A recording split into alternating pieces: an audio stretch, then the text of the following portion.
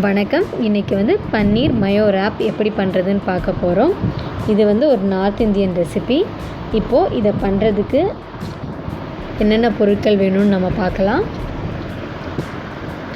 பாருங்கள், நான் ஒரு தக்காளி எடுத்திருக்கேன். ரொம்ப குட்டி குட்டியாக நறுக்கி வச்சுருக்கேன். அதுக்கப்புறம் ஒரு 1.5 வெங்காயம் கட் பண்ணி வச்சுருக்கோம். அதுக்கப்புறம் முட்டைக்கோஸ் குட்டி குட்டியாக நறுக்கி வச்சுருக்கோம். அதுக்கப்புறம் லாஸ்ட்டாக கேப்சிகம், அப்புறம் ஒரு 2 டீஸ்பூன் சில்லி ஃப்ளேக்ஸ் எடுத்திருக்கோம்.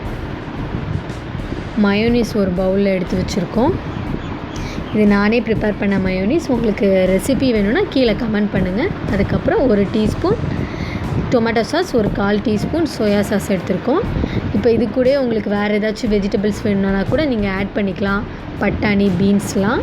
இப்போ நம்ம முக்கியமான ஐட்டம் பன்னீர் எடுத்திருக்கோம். அதுக்கப்புறம் ஒரு 2 டீஸ்பூன் மல்லி பவுடர், 1/2 டீஸ்பூன் ஜீரக பவுடர், 1/4 டீஸ்பூன் மஞ்சள் பொடி. அவ்வளோதாங்க. என்னென்ன பொருட்கள் வேணும்னு எடுத்துகிட்டோம். இப்போ எப்படி பண்ணுறதுன்னு பார்த்துடலாம். பாருங்கள், கடாய் சூடானதும் எண்ணெய் ஊற்றிடலாம். எண்ணெய் சூடானதும் டைரெக்டாகவே நம்ம வெங்காயம் போட்டுடலாம். பட்டை, கிராம்பு, ஏலக்காய் எதுவுமே போட தேவையில்ல. பாருங்கள், வெங்காயம் இதை மாதிரி நீளமாக கட் பண்ணிக்கோங்க.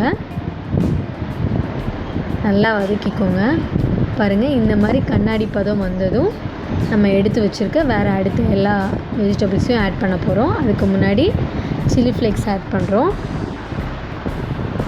அப்புறம் மசாலாவையும் ஆட் பண்ணிடலாம். பாருங்கள், 2 டீஸ்பூன் மல்லி பவுடர் ஆட் பண்ணுறோம்.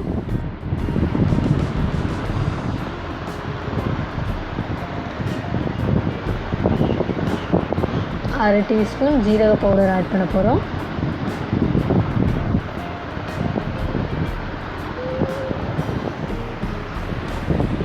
நல்லா வதங்கட்டும். நம்ம இன்னும் மஞ்சள் பொடி ஆட் பண்ணல. ஸோ மஞ்சள் பொடி ஆட் பண்ணிடலாம். ஒரு 1/4 டீஸ்பூன் மஞ்சள் பொடி. நல்லா கிளறி விட்டுக்கோங்க. இப்போ பாருங்கள், மசாலா வாசம் போயிருக்கும்.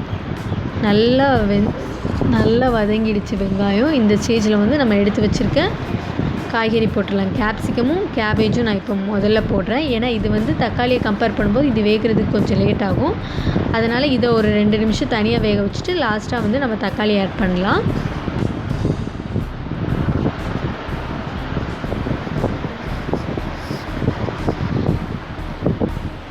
பாருங்கள், நல்லா வதக்கிக்கோங்க.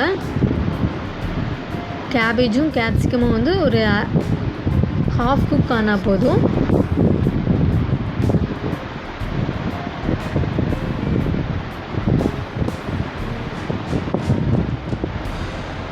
பாருங்கள், இந்த டைமில் நமக்கு தேவையான அளவு உப்பு ஆட் பண்ணுறோம்.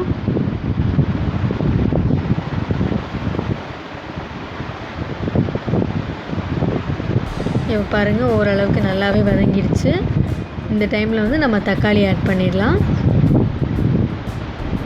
இப்போ தக்காளி எல்லாமே நல்லா வதங்கிடுச்சு. இந்த ஸ்டேஜில் நம்ம எடுத்து வச்சுக்க சாஸ் ஆட் பண்ணுறோம். சோயா சாஸும் 1 டீஸ்பூன், டொமேட்டோ சாஸும் ஆட் பண்ணிட்டோம். இப்போ நம்ம சோயா சாஸ் ஆட் பண்ணனால கலர் இன்னும் நல்லா ரிச்சாக இருக்கும். ஒரு 2 நிமிஷம் வதக்கினா போதும், அதுக்கு மேலே வேணாம். இப்போ நம்ம லாஸ்ட்டாக நம்ம மெயின் இன்க்ரீடியன்ட் பன்னீர் ஆட் பண்ண போகிறோம். வாட்டி கிளறி விட்டுக்கோங்க. அவ்வளோதாங்க, 1 நிமிஷம் வதக்கினா போதும்.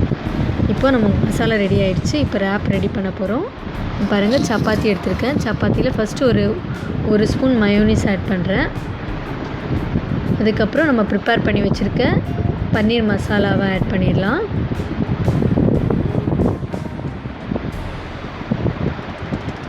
லாஸ்ட்டாக கொஞ்சம் சாஸ், டொமேட்டோ சாஸ் ஆட் பண்ணுறோம். இப்போ நம்ம ரோல் பண்ணிடலாம்.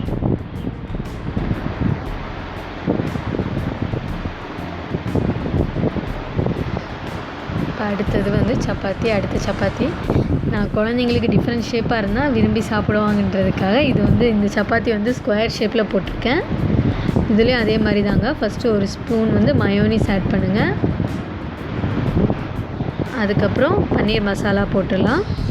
சில குழந்தைங்களுக்கு டொமேட்டோ சாஸ் பிடிக்காது. அதனால் நான் இந்த இதில் டொமேட்டோ சாஸ் ஆட் பண்ணல. நீங்களும் இதே மாதிரி பிடிக்கலைன்னா, யாருக்காச்சும் பிடிக்கலைன்னா இந்த மாதிரி டொமேட்டோ சாஸ் ஆட் பண்ணாமலே சர்வ் பண்ணிக்கோங்க. இப்போ லாஸ்ட்டாக ட்ரையாங்குலர் ஷேப் எடுத்திருக்கோம். இதில் வந்து சென்டரில் வந்து மயோனீஸ் ஆட் பண்ணிக்கோங்க.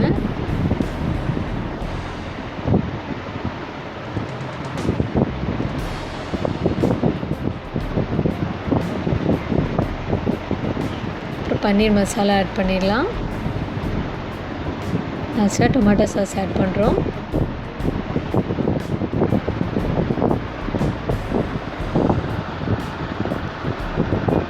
அவ்வளோதாங்க. எல்லா கார்னரையும் சேர்த்து ட்ரையாங்கிள் ஷேப்பில் மூடிடுங்க. இங்கே பாருங்கள், செஞ்சு முடிச்சிட்டோம். இது சமைக்கும் போதே எப்படா செஞ்சு முடிப்பாங்க சாப்பிட்லாம் அப்படின்னு தான் நமக்கு தோணும். இப்போ பாருங்கள், பன்னீர் மயோ ரேப் வந்து ரெடி ஆயிடுச்சு. பார்க்கவே சாப்பிடணுன்னு சொல்லி ரொம்ப ஆர்வமாக இருக்குது. ஸோ இது சும்மா டெக்கரேஷனுக்காக நான் மேலே சாஸ் அப்ளை பண்ணுறேன்.